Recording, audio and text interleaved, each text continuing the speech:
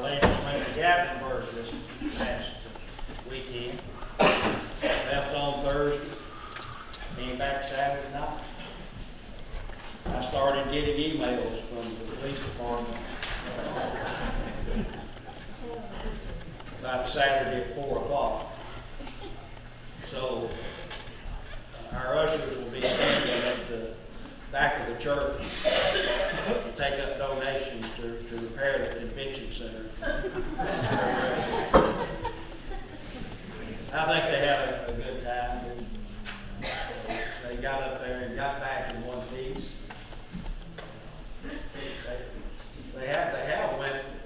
They went one time and left the van in Knoxville and walked home. This part of the did not. They hitchhiked. Yeah, I was. Before we get into trouble here, let's move on. We're going to look in the Old Testament this morning, into the book of Daniel. And, I'm going to do a little age discrimination this morning. My message is going to be targeted at those that are about 23 or 24 and younger. But the rest of us can listen as well because it applies to us in some aspects. It won't be long till graduation time. And anyone graduating high school this time? No high school graduates? College? Anybody going to graduate college? They put Andy back a year, so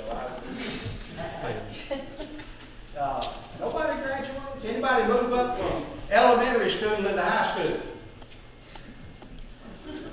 Nobody? Anybody going to school? Anybody going to school? Hold up your hand if you're going to school. Okay. We're still going to talk to you about those that are about 23 or 24 and younger. How would you like, and the reason I'm doing this is because you are about, if you haven't already, you are about to experience changes in your life. Whether you're moving into, maybe I should have asked how many were starting to first grade this time. Maybe I would have gotten an answer or two there. But you are about to experience some changes in your life. Whether you're moving into a new school or whether you're just moving into a new grade. I always hated to move into a new grade because we would get the information about the teacher from the ones that were in the grade now. And it's always refreshing to hear just how bad that teacher is. You're coming up and the people that are moving out of the class are telling them just how bad that teacher is. I can only imagine what they said about Miss March.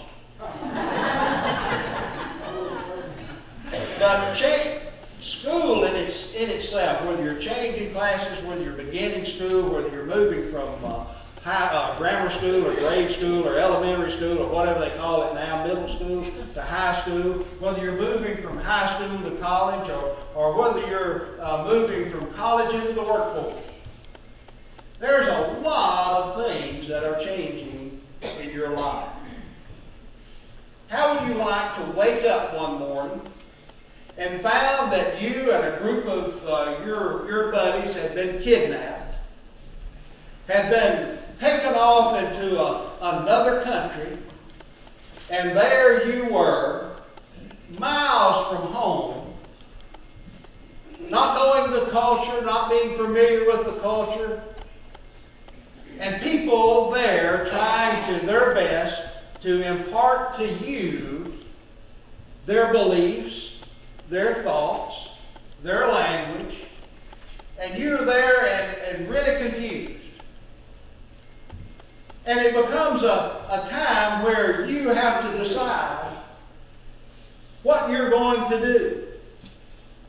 Now there's a upside and a downside. The upside downside is this. We'll talk a little bit about it a little bit later on. The upside is you don't have mom and daddy to tell you what to do. You've been kidnapped, remember? You've been moved to another country, and you don't have mom and daddy there to tell you what to do. The downside is that everything that you're familiar with is now gone. It's brand new. The only thing that you have to rely on is the things that you have in your heart and in your life. If you don't already know, you need to, that different countries have different cultural norms. And what is appropriate in one country may actually be an insult in another. Here's 3 things you need to remember when you travel. You should never touch a person's head in Thailand. The head is sacred. You don't touch your head. In Portugal, you should never write anything in red ink. Don't know why, but you should never write anything in red ink. And if you're sitting in this auditorium this morning and you're chewing gum, gum is illegal in Singapore. Just for your information. In the first chapter of Daniel, Daniel illustrates for us how to live when we encounter a new situation. When I mentioned about being kidnapped and carried into a foreign country, that's what happened pretty much to Daniel and a group of his friends. If you found Daniel chapter 1, look at verses 3 through 7. We're going to read those verses. Then the king instructed Azataz, the master of his eunuchs, to bring some of the children of Israel and some of the king's descendants and some of the nobles, young men in whom there was no blemish, but good looking. I would have been in that group. Gifted in all wisdom, possessing knowledge and quick to understand, who had ability to serve the king's palace, in the king's palace, and whom they might teach the language and literature of the Chaldeans.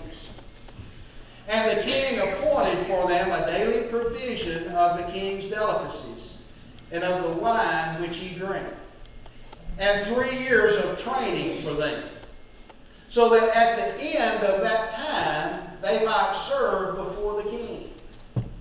Now from among those of the sons of Judah was Daniel. And he goes on to list some others. Folks, anytime something changes in our lives, we face challenges to our faith. And young people, you're going to face more challenges to your faith than your parents did. You're going to face more challenges to your faith than your grandparents did.